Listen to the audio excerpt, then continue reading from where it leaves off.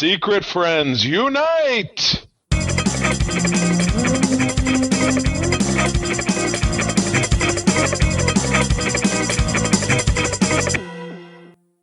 Welcome to the Secret Friends Unite podcast, episode 510. This is your guide to the geek side, and I am one of your hosts, Todd Oxtra.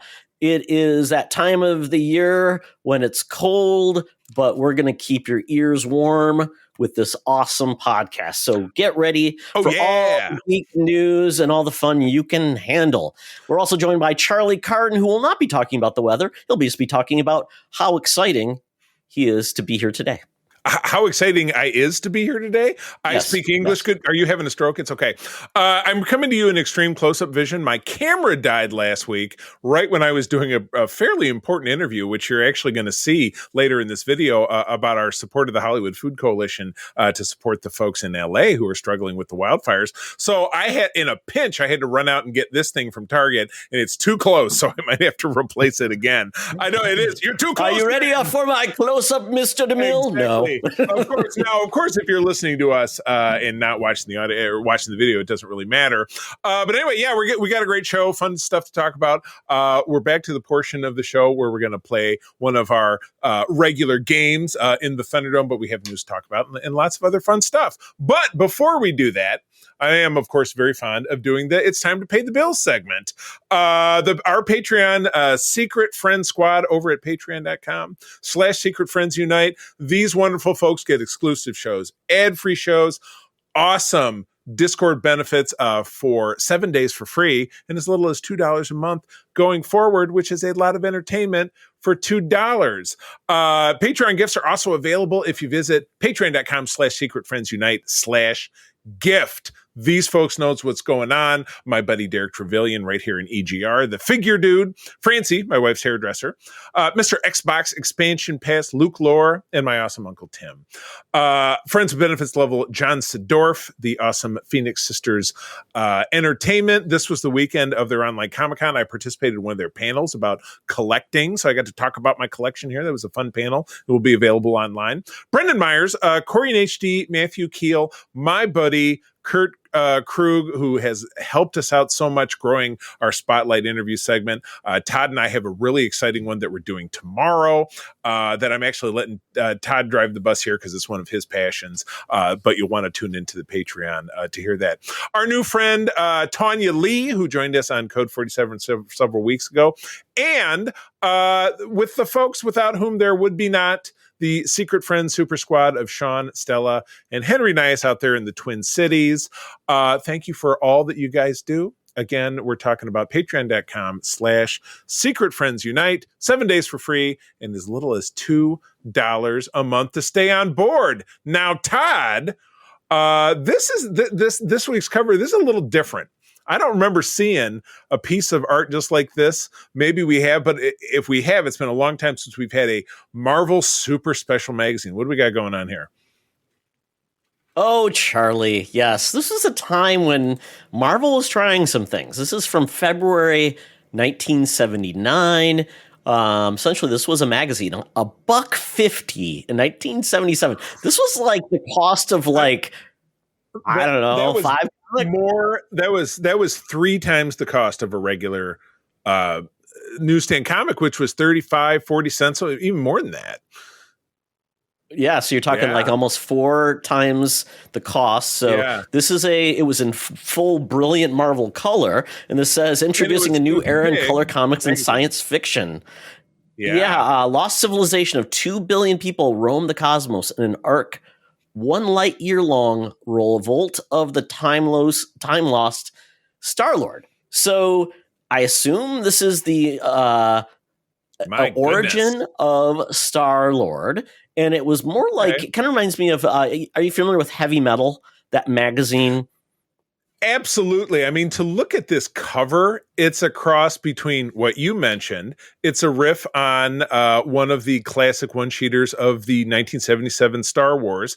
Battlestar Galactica is the vibe I get on the ships you see flying on the left-hand side or going across the screen, with the ruins across, also like Battlestar Galactica, but also kind of a Barbarella vibe, because this woman who's hanging onto his leg with this very it's very much like Conan or Star Wars. Yeah. I mean, I had to look for a minute to make sure she was actually wearing bottoms, because, to be honest with you, I'm serious. I thought maybe she's wearing a top, but I didn't think she was wearing bottoms. And she doesn't have shoes, which I tell April all the time, you have to wear something around the house because you will absolutely drop something on your feet. You are a klutz. I hope this woman is a little bit more safe running around in the ruins of society with no shoes on. It seems like a very bad idea. Oh, this is interesting. So yeah, I mean, this is an interesting story. I mean, it says a synopsis for World in a Bottle. Essentially, this was written by Doug Mensch, Gene the Dean, great writer or artist. Yes. Yep, great. It says Star-Lord and ship are abducted and separated by a light-year-long space arc led by a named Noah, inhabited by 2 billion humanoids. Interesting. Noah convinces Quill, so basically Peter Quill, that the energy tunnel that carried him there was really a byproduct of a cosmic event that wasn't really responsible for. So this is like just basically a long story, just basically building out characters. Right. And quite honestly, I think Peter Quill was introduced before this, so it's maybe just more of a spotlight on him. Yeah. And so it was kind of interesting at the time. But Charlie, this book is interesting because Marvel produced this, and it went for a long time. And this covered, the first issue was all about Kiss. Then there was a Conan. Then there was a Close Encounters of the Third Kind focus. Okay. There was a Beatles story. Jaws 2. There was a Sgt. Pepper Lonely Hearts Club Band comic. What? Are you based on the Must Be on the movie. Oh, with the Bee Gees. Yeah, and Cheap Trick that they made in '78. Yeah. There was a Battlestar Galactica issue. Then there was a Star Trek the Motion Picture edition. Ooh, Xanadu. That would have been. There was a James Bond one. Annie, Blade Runner. I mean, this went all over the place. If they had Annie, that would have been in 1982. So this might have run. So here's my question, and this is what I'd like to know. Yeah. Is any part of this available online? Marvel Unlimited, anything like that? Yes, the Star-Lord issue is on Marvel Unlimited, and it shows it there. It's been a while since we've done the cover game. And I know we do it at random, but I kind of think this might not be such a bad choice to take a stab at this one. This lasted 41 issues. The last one was 1986, and it was Howard the Duck. So I'm guessing the movie? So this sounds like it was largely adapting films. It was largely like, was the first one or one of the first ones, was it Star Wars? Was that the first issue? No, the first issue was Kiss. So it was just like an oddball. But so they did things like Conan. Yeah, I don't know if it was potpourri. It's so bizarre. Yeah, and then they did some original stuff. Yeah. There was a thing called Meteor. It was all over the place. But yeah, it's kind of interesting. And they did kind of really focus on movies, though, towards the end. A Muppets Take Manhattan, The Last Starfighter, Buckaroo Banzai, Dune. So all over the place. It was pretty great. Here's something that I bet you didn't know. I did a little research on this.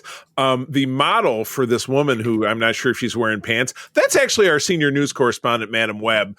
Obviously, highly stylized. I think maybe she slipped the guy $20 and said, "Hey, make me look like I'm 20 again," because she was 79 when this issue came out. But anyway, she is where she wants to be these days, down at the corner of Hollywood and Vine, with the latest news and scoops for us. So let's go check it out. Now it's time for Madam Webb's Rumors and News. Take it away, boys. Thank you, Madam Webb.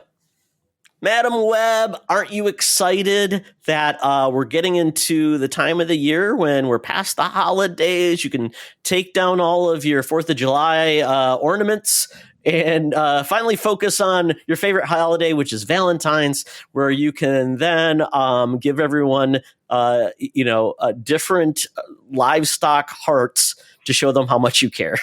There's very little meat in these gym mats. Oh man. All right. Well, we're talking a lot about Star Wars this week, which is funny because Mark and I record Holocron tomorrow, and then that'll be out later this week. So it's kind of a Star Warsy kind of week.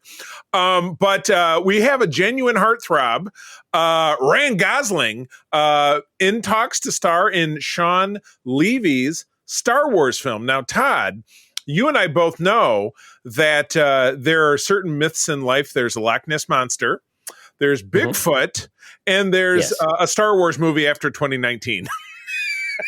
True. Unless it's Lego, I think at that point, right? Right. Yeah.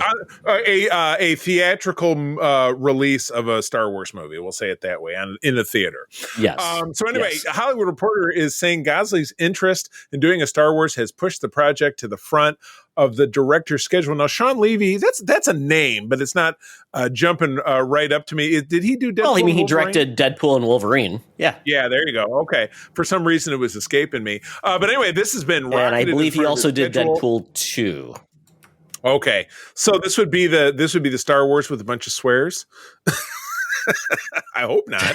Yes. That'd be a big switch. Negotiations started late and are supposedly the reason Levy is now prioritizing Star Wars over another project. So a boy band movie starring Ryan Reynolds and Hugh Jackman for Paramount. Now, I don't know. Would that be more enjoyable? I couldn't tell you. But I think some people are floating the idea that if this is the post Mando movie, like if this comes after Mando and Grogu, and maybe this is the assemblage of all of the threads coming from the Disney Plus from the Filoniverse, that he could be, they finally have decided to maybe recast Luke Skywalker and it could be him. I feel like I heard somebody say that was their guess. Really? I mean, I don't know what you're going to put one of the biggest stars in Hollywood in. That's a little distracting. As Luke Skywalker? I mean, this is Luke Skywalker. Yes. That would be like casting, what's another one? I don't know. Ryan Reynolds as Han Solo. I mean, really? I mean, right?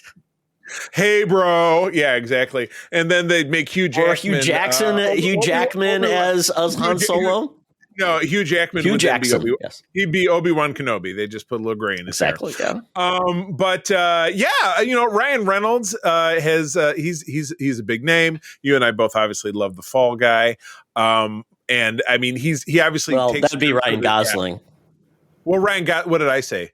Too many Ryans. Ryan Reynolds. We're talking about Ryan Gosling. Too many Ryans. He was in The Fall Guy. We know that he can tackle dramatic roles because he did The Notebook that everybody loved. Jesus, was that like 15 years ago that came out or longer? This was a long time ago. It feels like so. But yes, the next theatrical release would be 2026. Will be Mando and Grogu, and then in December of 2027 is noted as currently open. You see my air quotes. So could this be that project? Wait, can we just call it Untitled Star Wars film? I mean, that title's so catchy. Put it on a poster. Put it on a blank white poster that says Untitled, and then have the Star Wars logo, movie, and the date. And people will go to see it. Yeah, I mean, I like Sean Levy, but if you thought about his movies that he's done, I mean, they're enjoyable. Right. I wouldn't say they are like, top of his class. I mean, if I think about what he's made, Charlie, he was behind the Night at the Museum movies. He made Date Night, which was cute romp. Real Steel, that fighting game with that fighting movie with Hugh Jackman with robots. It was the Rock and Robots adaptation, right? Yep. Then he made Free Guy, obviously with Ryan Reynolds. He made The Adam Project, I believe, also with Ryan Reynolds. Oh, yeah. It was on Netflix, right? Was that on Netflix? Yep. And then he made Deadpool and Wolverine. He also did, he also made The Pink Panther, Cheaper by the Dozen, Just Married, Big Fat Liar, Just in Time. And then he's been a producer on a lot of other things. So, I mean, I like him and I like the movies he's made, but I don't know. I mean, maybe that's where you just get something a little lighter in Star Wars. Maybe that's what we need. So, not the follow-up to, not the Thrawn movie. You don't know. I mean, after Skeleton Crew, maybe they're like, it makes sense to put somebody who's charming, like Jude Law, who is very charming in that show, really lean into more, less hardcore, serious Star Wars, and just have a little fun in Star Wars, because we have not seen that in the big screen. I don't know ever. Maybe since the original movie. Star Wars, fun Star Wars. Well, yes. Again, we unfortunately, a lot of our movies this week are rumor based. I guess we didn't find any real big news to talk about. We'll get that with the Super Bowl when we get all those trailers. I'm guessing. Exactly. Yeah, we'll have some real big news to talk about. So, all right. Well, moving right along. A couple of months ago, over on the Patreon, the Bad Movies podcast that April and I do, we covered Morbius because our goal is to cover all of the Spumco. So we did that, and we did what was the first one.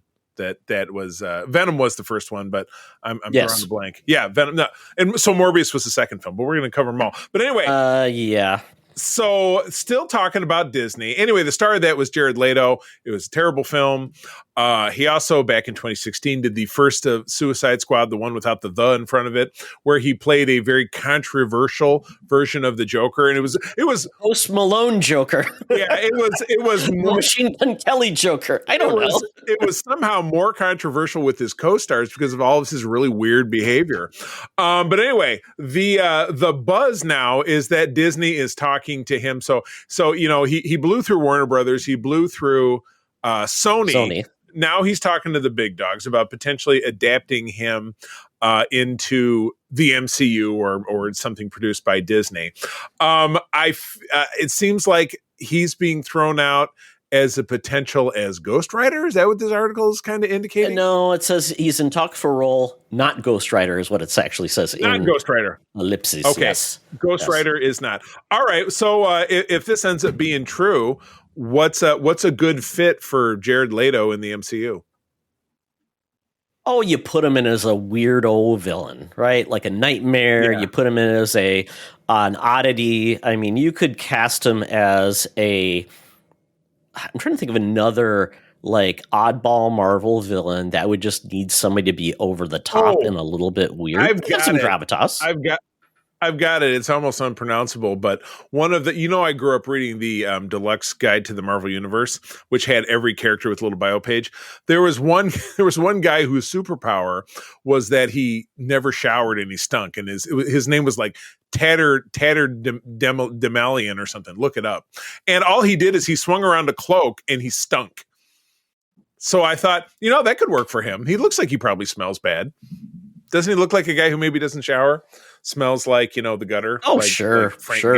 Like Frank Gallagher on Shameless kind of vibes of him. You know what I mean? I mean, is the Porcupine been cast yet? Oh, no, the Porcupine was in, he was in She-Hulk. Yeah, She-Hulk.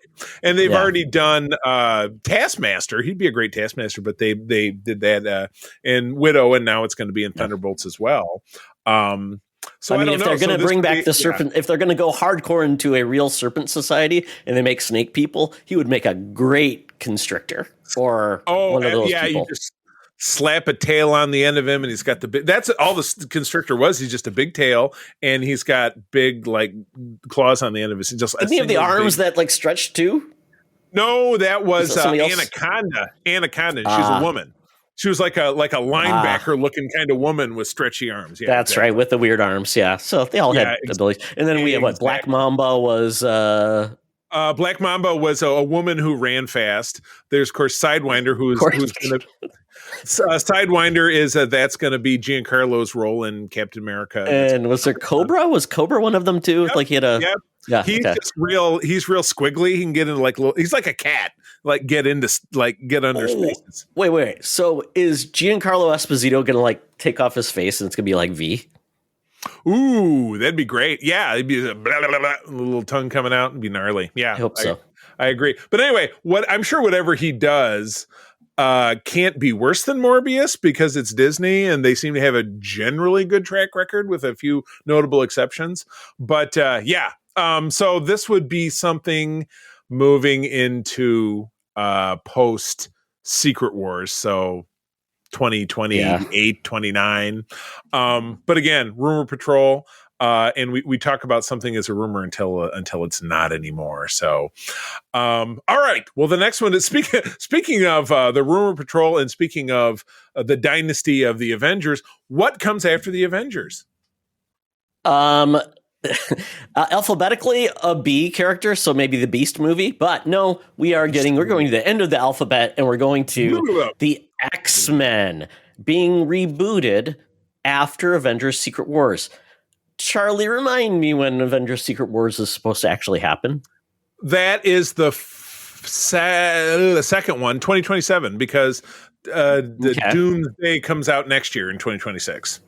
Okay, so at that point, if they are starting to work on maybe scripts, but I mean, the Russo brothers have got to be pretty busy. If they're going to oversee it, maybe they are also will hire script writers to actually get this going.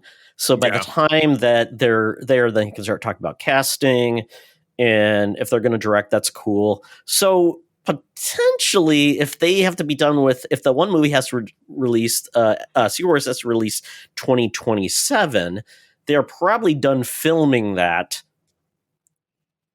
a year from 2025. Yeah, filming it. I'm just talking about filming it because it takes so long. Maybe early 2026 filming it, right? And then they're going to have to do some production, things like that. But maybe they could start working on the X-Men film in 2026. They're getting it all lined up film it in 27. Have that ready in 28. Yep. Charlie, I don't know about you, but I ain't getting any younger, and I don't want to have to wait until like 2030 for the X-Men film. I would say, first of all, none of us are getting any younger. You're right. It's going to, hopefully if we're all still, here on planet Earth, we'll be able to enjoy this, even though you and I will both be in our 50s, and but we'll still be able to go and enjoy movies. We'll just be crankier about it, and we still have the ability to come on here and bitch about it if we don't like it. So, really, and everybody knows the older people get, the crankier they get. So it's just more entertainment for the people that are listening to us, I think. So this will be interesting with the Russo brothers. The Russo brothers have been good at taking what's been established and then moving things forward. Now, what they have not done yet at Marvel is essentially kicked off something, just on their own with a new group of characters that aren't established very well in at least the MCU. That would be the change. Yeah, that would be the change. I'll be curious how successful they can be with that. I mean, I don't know. Maybe they're the right ones, but I don't know. I don't think when I think of the Russos, I think of, they'd be perfect for X-Men, because I think X-Men are a different touch than the Avengers. Absolutely. So I don't know. Now, there's a couple of blurbs here that it is. There's another rumor that Marvel might be eyeing star of Thunderbolts, Ayo Edebiri, who I think was in Shrinking, if I'm not mistaken, who was in that absolutely stellar. Oh no, she is in The Bear. Oh, but it's the same person. Oh, okay. She was in Roadhouse. But she played the role of the club owner guy. You didn't end up seeing that? Don't see it. It was horrible. I didn't think it. Like another rumor I heard that the Cynthia what's her butt from Wicked was another person whose name was being floated for Storm. She would be really good as Storm. Yeah. Either one would be great. But naturally, people were losing their damn minds. But anyway, I'm excited to see the X-Men again. They're going to have to finally have a new Wolverine, even though Hugh Jackman is back and will be doing it until he's 90. But I get the feeling they're going to recast, right? I mean, they're going to have, just like they have multiple Batmen. They're going to have two ongoing Batmen because they got Pattinson in his universe, and they're going to have brave and bold Batman in the Gunn universe. So is this going to be kind of the same situation? I think what they could do is just have Hugh Jackman be old man, because they did that in the comics, kind of the old man Logan. And they had that Logan who kind of existed. So there's a way to do it. He exists, but as everything happens, maybe he goes away or he sticks around, but then we have a young Logan, which I would rather have, because once again, Hugh Jackman is going to be hard to keep up that regimen he's got when he gets closer to 60. So he's on his way. There's no doubt about it. So it'll be interesting to see it develop. But like a boomerang, we're back to talking about Star Wars. So again, Todd, what are the three urban legends?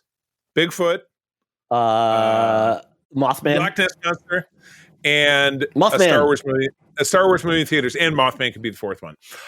Jersey Devil, if you live on the East Coast. Sure. But there's been so much back and forth about a movie that will actually move the Star Wars saga forward, the trilogy around. the character of Rey. I'm not going to say Rey Skywalker. People will riot. I'm just going to call her Rey. It was fine that she didn't have a last name. But that would be, this has been discussed for about 2 years now, moving time 15 years forward from episode 9 into Rey's trilogy, or let's just try to get one movie made. Wait, so is this a trilogy now? I mean, is there anything that's ever not? There have only been 2 movies in the 11 or 12 Star Wars movies that have not been a trilogy. So we'll just make assumptions. But it's her Jedi Academy. She's rebuilt what Luke, did once a long time again. She's trying to start the Jedi again. But they have hired an honest to God writer. And Todd, we were talking about this in our last segment. Ocean's 12 screenwriter, and his name is George Nolfi. I don't really know his work. The Ocean's movies were a lot of fun. So is this some kind of Jedi heist movie? Got to steal a holocron out of the vault? It's a wacky... Charlie, this is what's going to happen. This is my wacky... romp. Star Wars college sex romp. Yeah. Rey is going to be the dean. She's going to be the dean. Then the cool kids and yeah. Right. So cool Jedi kids getting into stuff, and there's a camp of nerdy kids the nerdy kids have to get into the right fraternity, right? And it's a battle between the jock Jedi and the nerd Jedi. Oh, I thought, or maybe there was another camp across the lake that they were really Sith, but you didn't really know it. Lots of options. It's a summer camp movie. yeah, exactly. Jedi summer camp. What was it? Oh, it was a summer camp. Meatballs. It's meatballs. It's Star Wars meatballs. It's meatballs. It's meatballs. I love it. Yes. Anyway, remember the Michael J. Fox camp movie with Nancy McKeon? Oh, Joe from the Facts of Life. No, I don't think I know that one. Oh my God, it was great because it was right before she was doing Facts of Life. He was doing Family Ties, and it was before he got into movies. I'll have to show it to you. It's actually a pretty fun movie. Yeah. I mean, all those movies to us, Gen X kids, all of them are fun in their own way. You know what I mean? But anyway, I find it encouraging that they're talking about someone who has been hired to write a script. That being said, we also have our memories of, Blade and the movie, the movie that we'll never see. Well, they've already gone through 3 writers before this, too. I remember because April and I, we finished our MCU watch with Deadpool and Wolverine, and of course that crack gets made about it, and she was like, "Oh boy," and I'm like, and then I repeated her. I said, they've had 3 writers, they've had like 2 directors, and I think the star has walked away or talked about walking away. It's just dead. So maybe the best that we'll see out of Blade is what we saw in Deadpool and Wolverine, and that'll be just fine. But anyway, Star Wars. You and I have talked about we want to see Star Wars that either moves the needle forward or takes the needle all the way back to prehistory, where it's the Yoda's not going to show up as a spunky teenager. You know what I mean? So this is fun, but also, the 3 principles of the original Star Wars trilogy are dead. Lando's still around.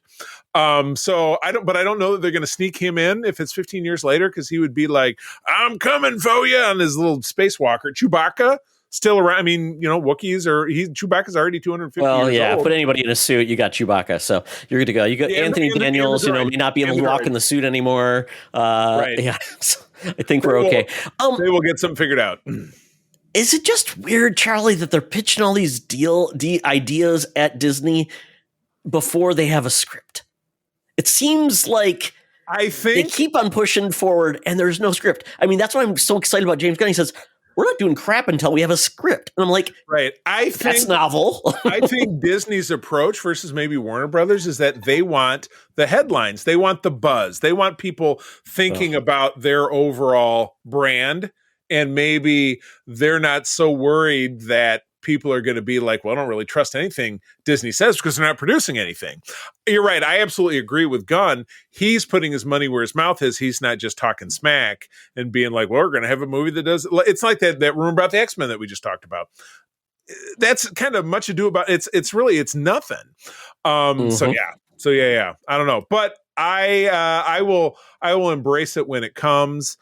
Skeleton Crew was great. I've got a good buzz around Star Wars right now. Got a good buzz on, as that old song says. Got a good buzz on. So speaking of getting a buzz on, Todd, you are the guy who loves this mashup stuff. So I found a new one for you. This is putting together two properties that are very important to you. Talk to me about this thing that we're looking at. What do we got going on here? Charlie, I am a fan of the mashups, but primarily just the Transformers because they're vehicles. Right. And a lot of things have vehicles. So it's like, it makes sense. Knight Rider transforms into something. All right, I'm all in. I'm still waiting for the A-Team van. I'm still waiting for they're probably never going to have a Dukes of Hazzard generally. It's racist robot. Well, you know what? After this election, I don't know. Racist robot is what? Yeah. I don't know. This one's really weird. Mattel's been doing a lot of these weird He-Man crossovers, so like with wrestling and Teenage Mutant Ninja Turtles, and I'm like, this one is the one I'm like, okay, I get it, but it's just not obvious enough for me to say it's a good mix. And that is Masters of the Universe action figures crossing over with He-Man and Master of the Universe. So Thundercats, right. Master of the Universe coming together. Right. So essentially you've got a Man-at-Arms. I guess that's supposed to be, who is that? This is the hard part. So you basically got Skeletor Mumra crossover. Yep. And then, your main guy, Lion-O and... Skelra is his name, not Mumra, Skelra. Okay. And you can swap out his head. Then we've got Lion-O, and it's supposed to be He-Man, but I don't see much He-Man in Lion-O except the center cross. That's it. The weirdest one, and I would get this just because of my affinity for cats and because it's ridiculous, is the Catman. So it's He-Man plus the battle cat that he rides on, but it's anthropomorphized, so it's a biped. Did I miss another one? Which one are you talking about? That's Cringer, and it's supposed to be Cringer or Battle Cat and Man-at-Arms. No, it says Catman. So, battle. It doesn't really say, but he's wearing the loinclothy thing. So I guess I thought in the belt it looks like He-Man, but you're right, Man-at-Arms, because he's got the helmet. You're right. So it's Man-at-Arms and the cat. Then why did they call it Cat Arms Man? I don't know. I'm very confused. Cat-at-Arms. Cat-at-Arms. Cat-at-Arms. Cat-at-Arms. I mean, we got Tila and we've got Chitara, so that's right. Chilara. I don't know. That sounds like a terrible spin on a new brand of Cheetos. The simple fact of the matter is, and I don't know, is this the first time they ventured outside of doing vehicles? Because they have Transformers, and I know I saw the Sergeant Slaughter's Triple T one. I saw it in a GameStop yesterday that comes with two figures from that 1986 series. That comes with I liked that one. I liked that one too because it looked just like Sergeant Slaughter's tank, which was cool. Yeah, it worked. Yeah. But is this the first time they're venturing outside of that they're trying to combine? Well, this is Mattel versus Hasbro, so this is why it's a little bit different. But what they've done with Masters of the Universe, Charlie, is they've crossed over Masters of the Universe and Teenage Mutant Ninja Turtles, which wasn't too bad. Yeah. Then they also did a Masters of the Universe with wrestling, which I guess, they're all big beefy dudes.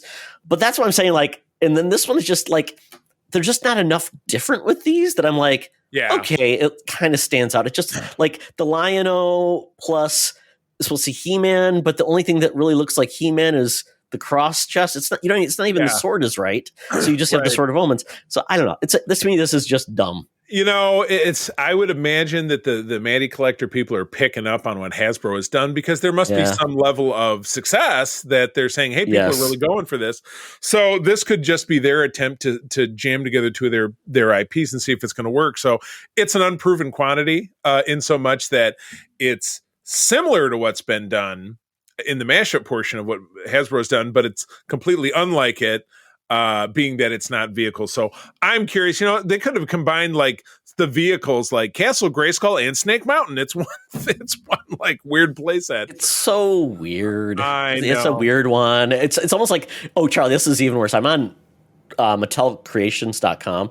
The funny part about it is they've got a Little People crossover with Rick and Morty. Talking about two things that don't belong together. This is your it's your. I'll share it with you when I'll share it with you in the links on the show notes. Oh my goodness, sounds good. Well, all right. Well, that takes us out of the news. So I have the Uber app out. We've got an Uber X coming our way, but instead of that faithful commercial, we got to get a little serious because we've got a very special message from a very special friend of the show that we'd like to play for you right now. Please have a listen, and we'll be right back. Hey there, Secret Friends Unite listeners. Before we get to this week's podcast that you've tuned into, I've got a special friend of mine who is going to talk to us about some things that we can do to help the folks in Los Angeles. This is esteemed actor John Billingsley from Star Trek Enterprise, Dr. Phlox, amongst many other things. John, how are you today? I'm wonderful, bearing up. It is a difficult time to be an American citizen. It's a difficult time to be a Los Angelian. The fires are still raging. We have made great progress, but I appreciate your having me on, giving me a chance to say a couple of words about an organization that I think is doing tremendous work to help people in need, the Hollywood Food Coalition. Yes. Tell us all about it. How can people help? We've been talking on our show for a couple of weeks now about ways that they can look at the website and investigate, but what's the best way that people can really contribute?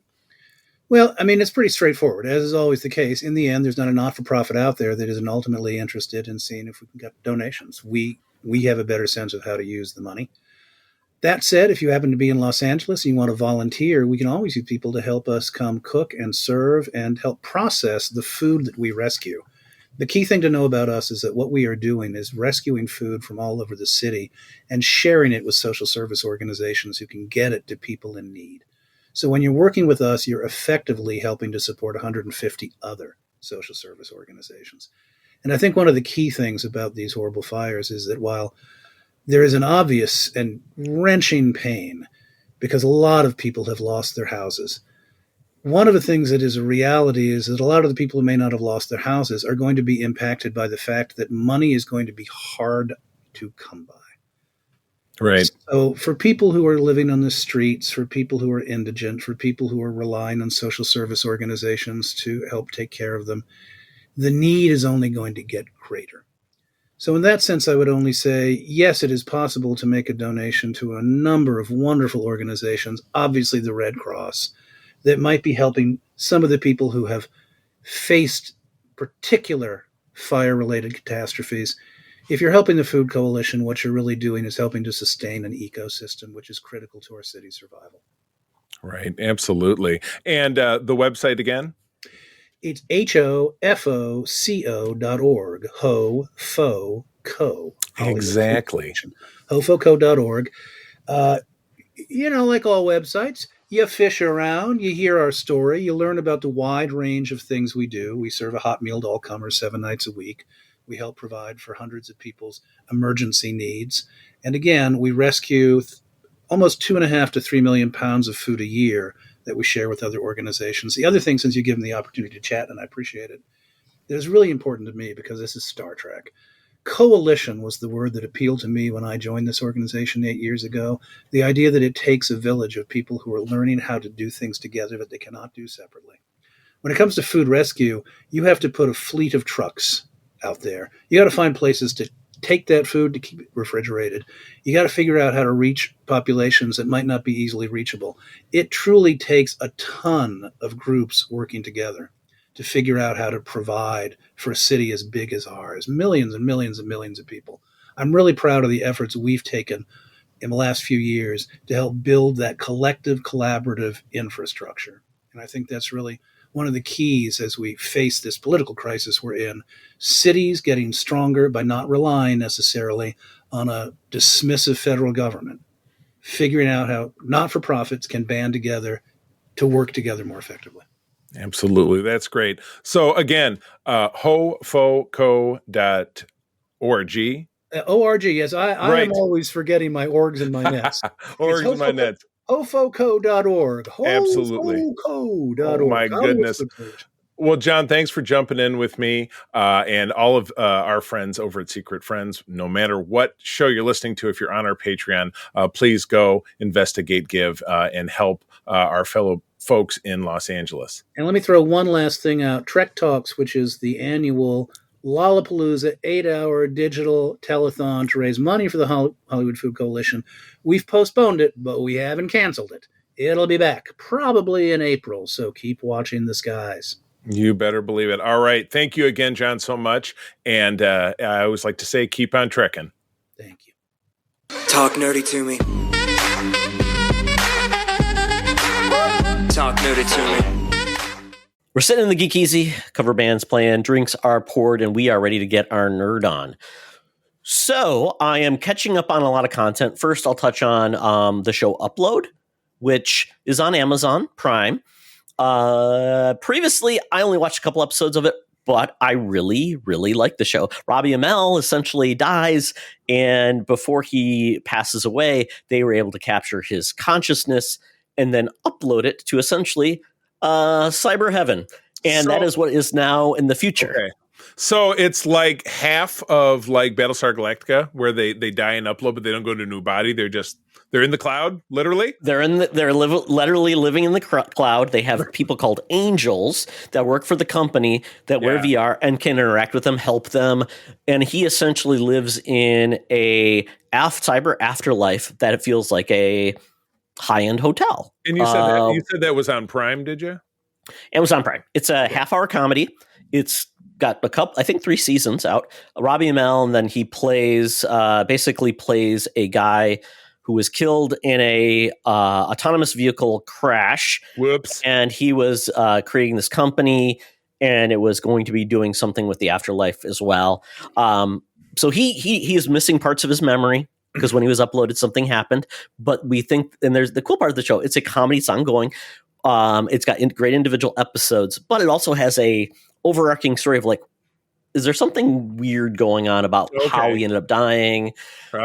His angel, it's a romance too, because the woman that he was it was his girlfriend. I think they were getting close to being very close. She ended up like essentially paying for his afterlife because you have to pay for it. And so she's essentially keeping him around, paying for him to be there. So it's kind of like he's an indentured servant. And she is such a horrible person, kind of like she's thinking like Paris Hilton. So she keeps seeing him, and he's realizing she's not for him, and he starts falling for his angel that is talking with them. But it's a very adorable show. It reminds me of The Good Place. Reminds me of those where it's a wacky. It sounds like a lot of 80s sitcom movies kind of blended together, but it sounds like fun.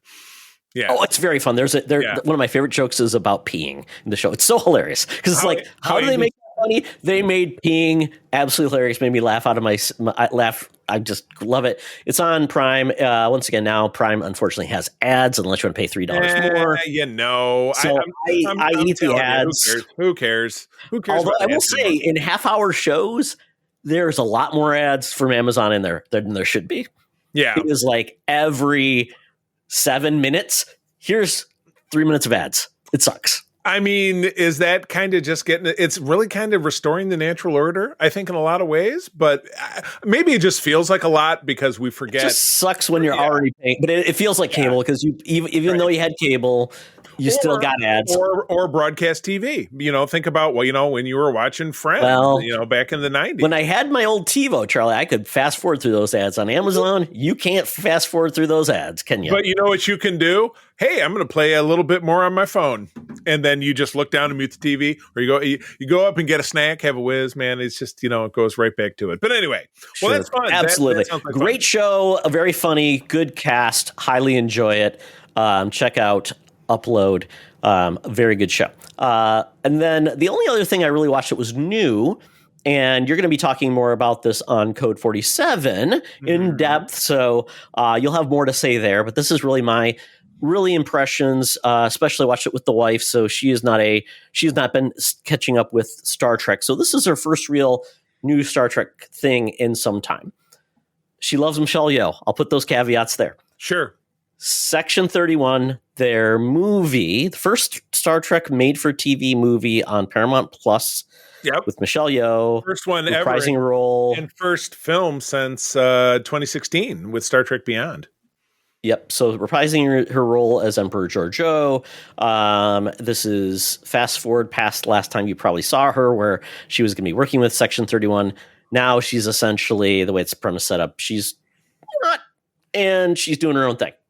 But kind of like that trope of, oh, just one more mission or whatever, and then you're let free. That's the premise. I gotta get back into it, get back in the game. Kind of deal. So this is the first, and I know people would compare this to maybe the JJ verse movies, but this is truly the first like dumb action film for Star Trek.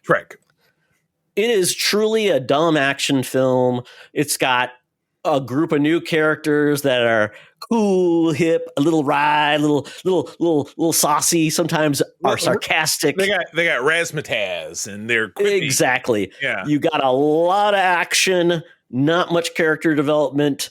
You got various tone that is all over the place. You've got the you can tell this was going to be a TV series because even in this movie, it's got this like weird like almost like title cards, and it's in 3 parts. So you can almost tell like this is like episode 1, episode 2, episode 3 of maybe a pilot where they could do a pilot movie, and it's set up together. Yep. And the worst part about this, it starts so strong. It's giving us the history of Georgiou in a very compelling way. And then it shifts into this like, I'm in a nightclub and it's goofy and it's weird. And then the way this ends, Charlie, the only thing I'm going to say at the end is, this ends so much like an 80s TV show like A-Team, where they said, okay, I guess we're a team. Oh, I have to kill you. I was waiting for like the laughing frozen high five or something at the end. Right. Produced by Stephen J. Cannell. Yeah, exactly. Here's my 2 cents. There was no reason for this to have the name Star Trek on the front of it, because it had absolutely nothing that makes Star Trek special. And that is all I will say. And you can, take it for what it is. But Code will be out the Monday after you listen to this show, if you listen to it when it comes out, and a day early for Patreon. And we do have a guest, our friend Laron from Boss Rush Network, who was with us a couple weeks ago, who's a big Trekker. That's great. Very interested to hear his thoughts. I know what Peter's thoughts are, and I am absolutely. I can tell. I won't even say I'm somewhere in between. So it's going to be very interesting. Yes, and like I would say, this is in just gauging my wife Chris, what she's basically about this. Like, it's like she said, this feels like the way TV used to be, the way things used to be. It just felt so dated, so full of tropes that just feels like we're past. And this is just an odd decision on how to take this, considering the premise I thought had so much promise. And then they gave us something that just felt like premise broken. Although it did give me that thing, Charlie. It's like with Star Wars, when you're in the cantina, it's like the member berries of, oh, look at that one. It's that guy from that episode. It's the half white, half chocolate guy, or half white, half chocolate. It's got the sexy girl from Star Trek: The Motion Picture. Right, They've got that race in there. They've got a naked Andorian. Did they have the only thing I didn't see was a Tribble. I can't believe they didn't take an occasion to jam a Tribble in there, which sounds and some horrible accents. Also, the one character has one of the worst accents I've ever heard. Well, 2 bad accents. Oh my God! Like I said, I'm saving. Like I said, 2 horrible accents. And Sam, I felt so bad for was it Sam Richards? Yeah, he's a Detroit native. Totally wasted. Really? Yeah. Totally wasted. He was the best one out of there. Obviously, Michelle Yeoh. I like her, but she couldn't save this. Sorry. Yeah, there was no way. So anyway, please tune in what might end up being a big roast on Code 47. But again, I've already put feelers out there. For the first time in a long time, I've had viewer comments that I'm going to be able to share from social media. People love to hate things. I hate to say it, but I would love to be able to. I've always said I can find something to love in every piece of Star Trek. Discovery for me has put that to the test. This broke it for me. Well, like I said, Charlie, the opening segment was the only thing that had some promise, a premise with an added layer to a character we didn't have before. So that's the only thing I could take away from, because we're like, oh, this is going to be great. Nope. Yeah. Negatory, good buddy. What? All right. Well, mine will be pretty quick. Finishing up Penguin, which I feel like did I talk about that last time? If I didn't, we did. And you didn't, because you're like, oh, I need to watch that. That's your eyeline. So I'm glad you've gone. What we did. Good to go. That's what we did. And maybe I was watching it when we recorded last week, but that led us into watching Robert Pattinson's The Batman from 2022. April and I looked at each other throughout that 3-hour movie and be like, I think we slept through this entire thing in the theaters. And I remember it was a dark night in March. I had gotten home from the road. I was exhausted. She was exhausted. All I remembered was the guy that drove the car into the funeral. And he's a Skarsgård, by the way, the guy who was the DA. And I remember that scene. And I remember Alfred got blown up, but he didn't die. And then I remembered Catwoman, them making out, watching the sunrise. And it was like, I remembered bits and pieces. What a great film. I was enchanted, so much so that it led us to jump down finishing Cape Crusader, the animated thing over on Prime, which is Batman the 1940s. I need to finish that. Yeah, 10 episodes. It's not that hard, fortunately. And then we start shotgunning the classic films. 89. Batman Returns from 92, and then Ty, we watched this last night, and God, it made me think of you. Batman Forever, the Todd movie. I remember you told me, that was the summer that you went to Basics, so you didn't get to see it when it came out. No. And so you and I met that fall, and you were really enthused about it. So it was out on videotape, or it was on the campus channel, maybe. And we watched it, and you loved the soundtrack, and we played the soundtrack. And so very fond memories, but tonally from Batman 89, which is serious and groundbreaking and something that changed how Batman will be seen forever, to that movie with Val Kilmer and Tommy Lee Jones. And it was just a Jim Carrey kind of Dr. Chase, what was her name? Dr. Chase Meridian. Yeah, it was what's her butt? Nicole Kidman. It was just a Jim Carrey jerk fest. It was rough. Wait, you didn't watch the fantastic Batman and Robin? Well, that's next. We're doing them all, and then we'll go. Good luck. We're going to do them all, and then we'll watch Nolan. So we'll recover. So we're gonna so that we can have we did start with Batman 66. I'm sorry, I didn't mention that, the film. Okay, that's a huge. That is closest to Batman and Robin. Yeah, those are like kissing cousins. Yeah. That sounds like an Elvis movie. It is, yeah. Like Little Abner and kissing cousins. Oh my God. I was going to ask you about the Penguin really quick. Please. After you saw it now, the character of Sophia and the Penguin's mom.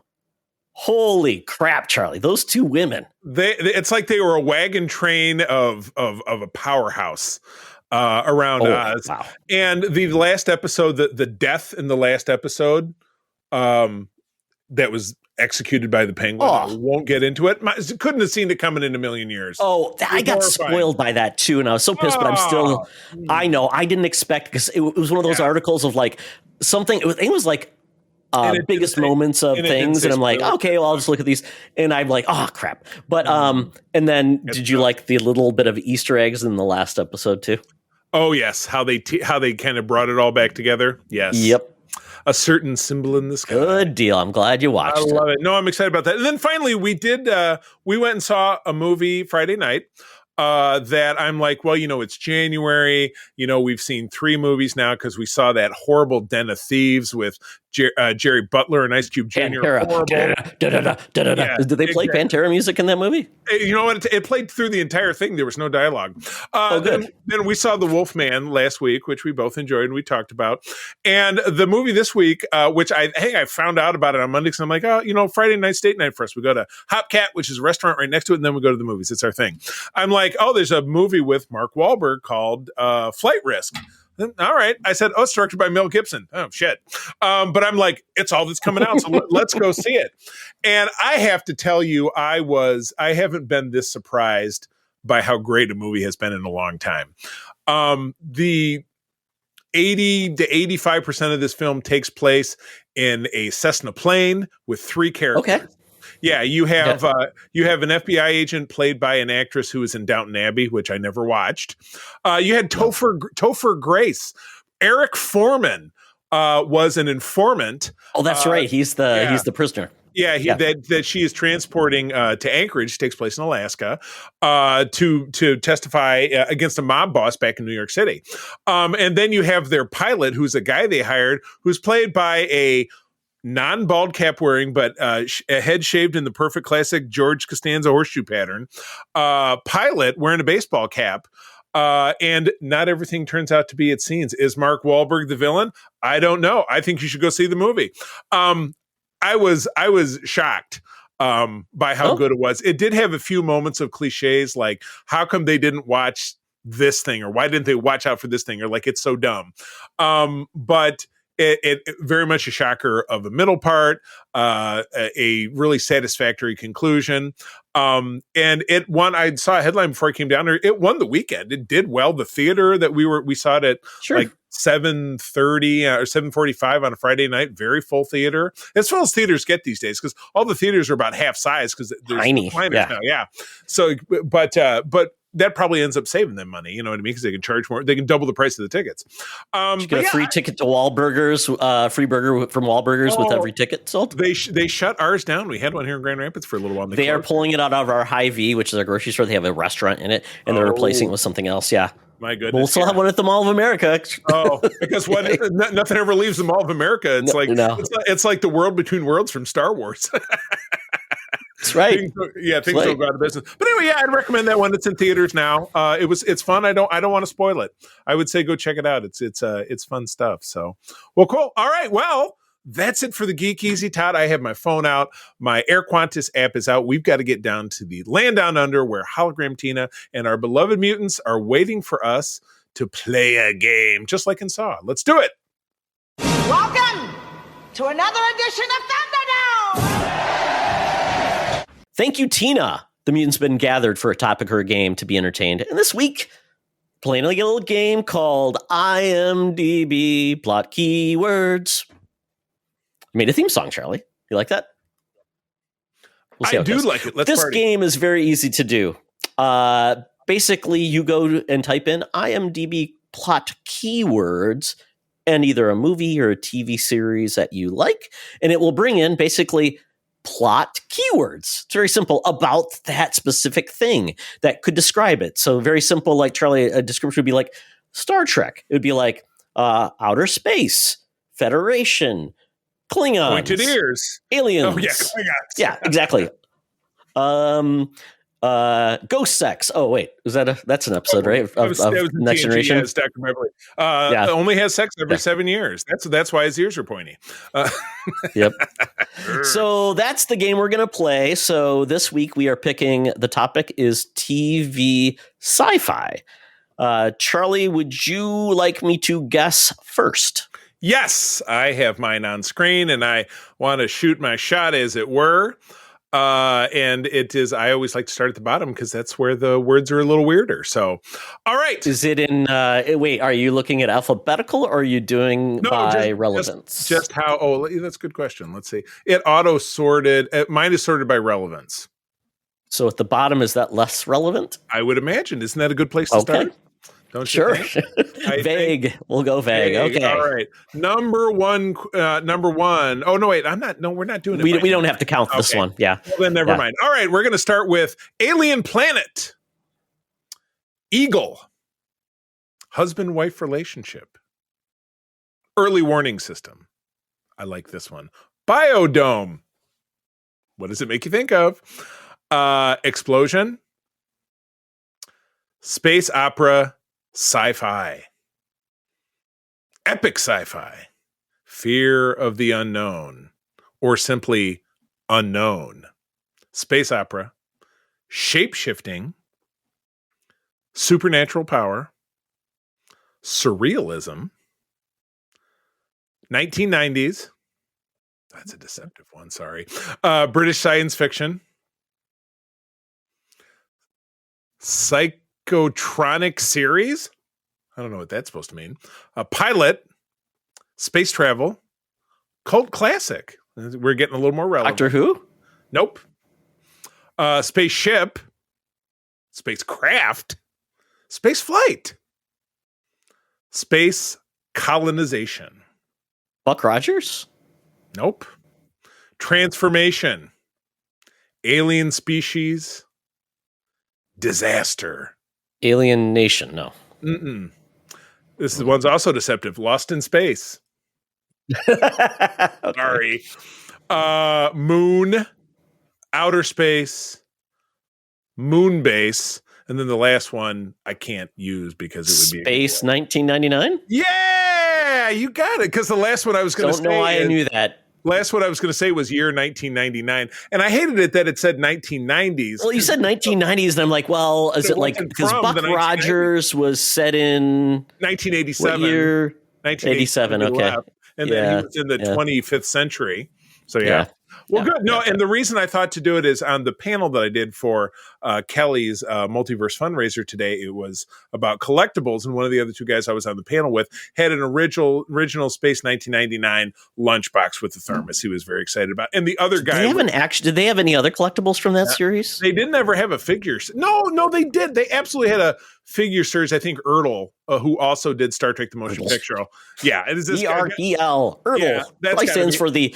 It probably stands for the European Reclaimed Toy League.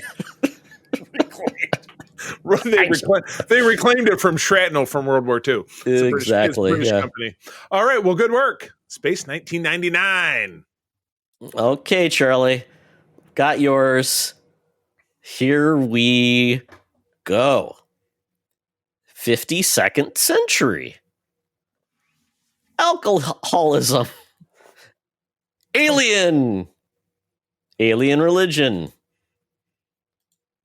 Time dilation.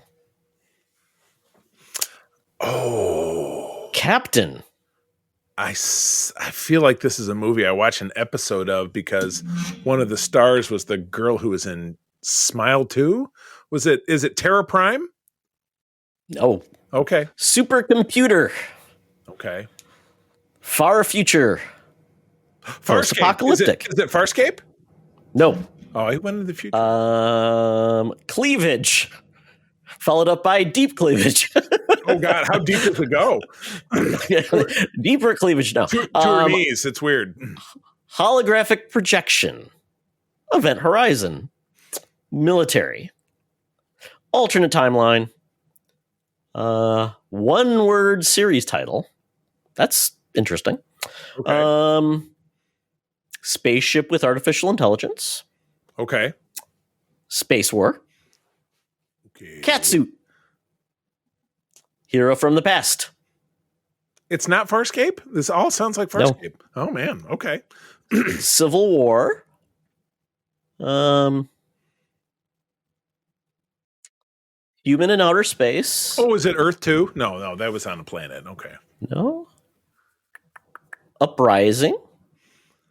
It's not. Ooh, I'm going to run out. Fire. Captain? It's not Firefly because there was no artificial intelligence. It wasn't that far in the future. Tribune? Tribune or Tribute? Tribune. Okay. Male time traveler. Time Cop? I am running out of... I know. It's tough. I ran out of them as well. Let's see. Okay, I'll give you that a little bit more specific. 4-name as series title. What? One more time? 4-name as series title. 4 names. So someone's like first name. 4-name meaning first name? Yep. Character name as series title.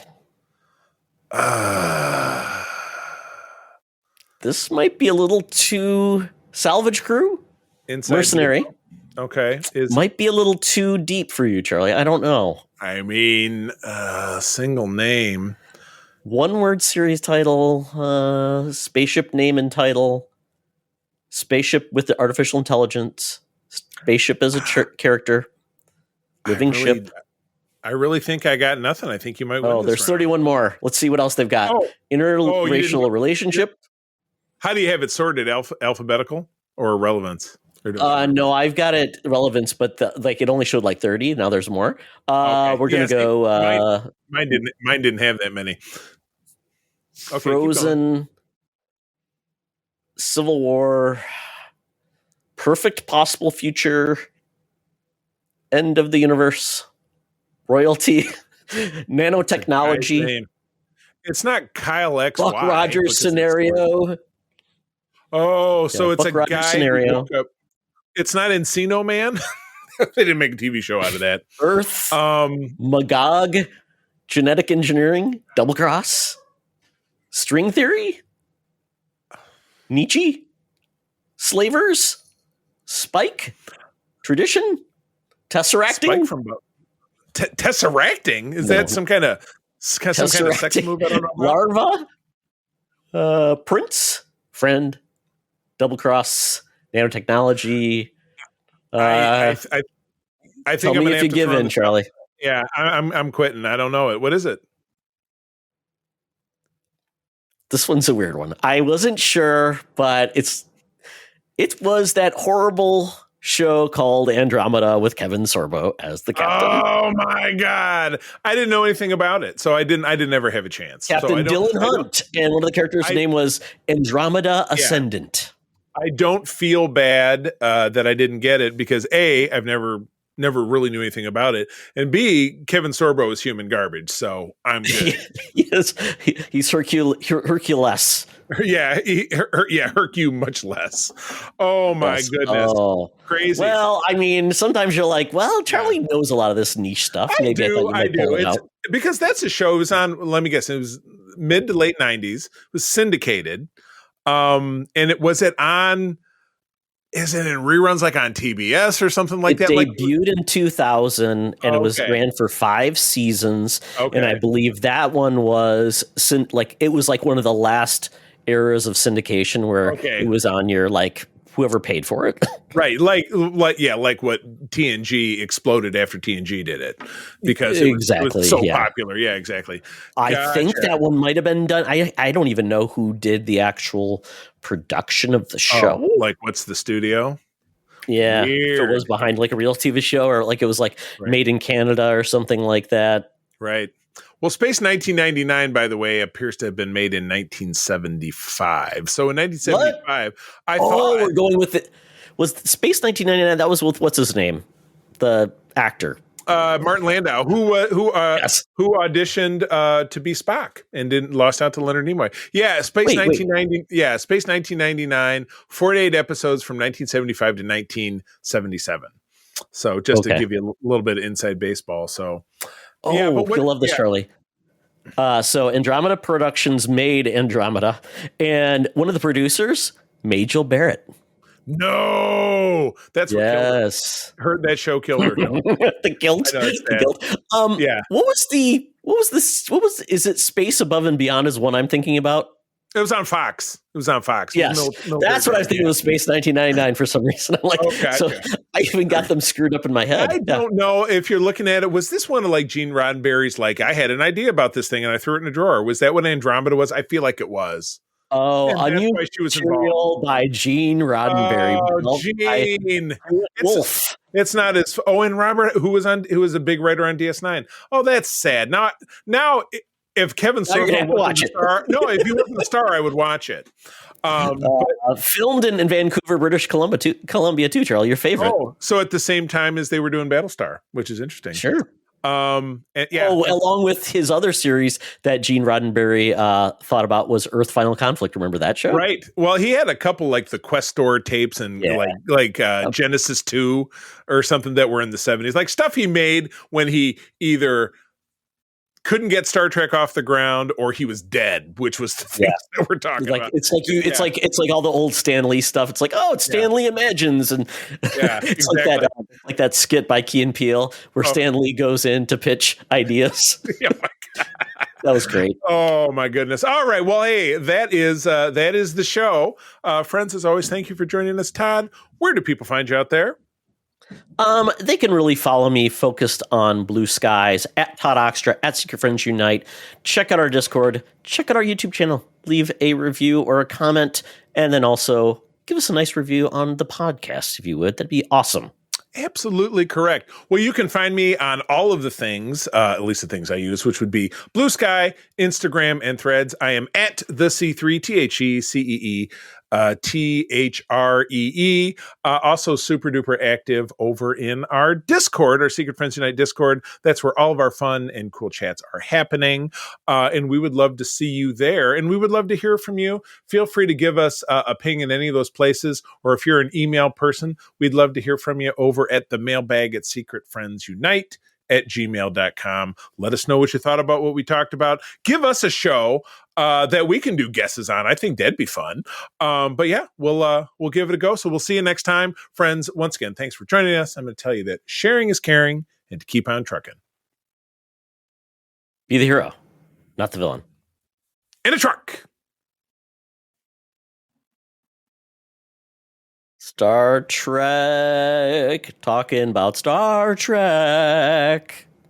This podcast is part of the Secret Friends Unite podcasting network, available on Apple Podcasts, Spotify, and podcast services around the galaxy, as well as video on our YouTube channel. You can support Secret Friends Unite by becoming a Patreon member, get bonus programs and more over at patreon.com/secretfriendsunite. Join our Discord community for even more discussions on all things geek. For all the latest updates on Secret Friends Unite, make sure to follow us on Threads at secret.friends.unite and visit secretfriendsunite.com. Find our merchandise at TeePublic and Redbubble. Thanks for listening, and may the Force live long and prosper.